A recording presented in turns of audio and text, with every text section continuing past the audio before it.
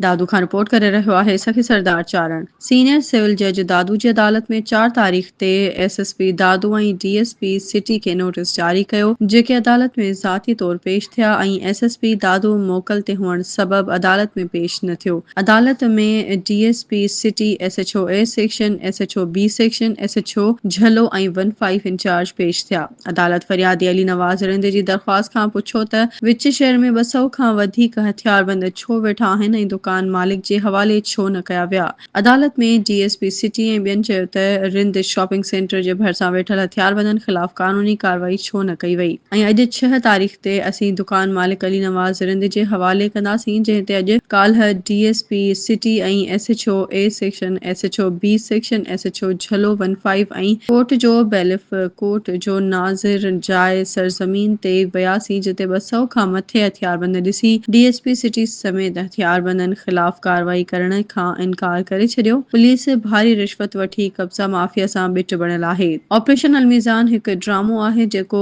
काफ़ी ॾींहनि खां सोशल मीडिया ते गर्दिश करे रहियो आहे ऐं अवाम खे धोखो ॾेई पुलिस दादू वासिन जी अखियुनि में धूड़ विझण बराबरि आहे। ॾोहारियुनि ख़िलाफ़ का बि कार्रवाई न पई कई वञे, सिर्फ़ ॾेती लेती जो मामलो आहे। ड्रामो रचाए अवाम खे बेवकूफ़ बणायो पियो वञे। रिंद शॉपिंग सेंटर भरिसां 200 खां वधीक हथियारबंद टेंट हयूं वेठा आहिनि। उन्हनि ख़िलाफ़ दादू पुलिस जो ऑपरेशन अलमीज़ान छो न कयो वियो? बाक़ी ग़रीब माण्हुनि खे गिरफ़्तार करे उन्हनि खां रिश्वतूं वठी आज़ाद कयो वञे थो। कॾहिं बि ऑपरेशन अलमीज़ान इहो ॿुधायो वियो आहे त ज़ाहिर कया विया आहिनि त हेतिरा ॾोहारी गिरफ़्तार कया ऐं केतिरा ॾोहारी बेकसूर हुआ। कॾहिं अहिड़ी का बि ख़बर ॿुधी नाहे। बाक़ी कानून जे कहिड़ी ईमानदारियल आहे। ऑपरेशन अलमीज़ान सिर्फ़ हिकु ड्रामो आहे जंहिं जा अदाकार ख़ुदि पुलिस आहे। दादू पुलिस ऑपरेशन अलमीज़ान जो नओं बैंक अकाउंट ठहिराए छॾियो, जंहिंमें बेकसूर माण्हुनि खे गिरफ़्तार करे उन्हनि सां ॾेती लेती करे अकाउंट में जमा कराईंदा। रिंद शॉपिंग सेंटर जे मालिक अली नवाज़ रिंद खे अॼु दुकान हैंड ओवर करणा हुआ, पर पुलिस जी ऑपरेशन अलमीज़ान जे अकाउंट में वॾी रक़म जमा थी वई, जंहिं जे करे असांखे दुकान हैंड ओवर न कया विया ऐं पुलिस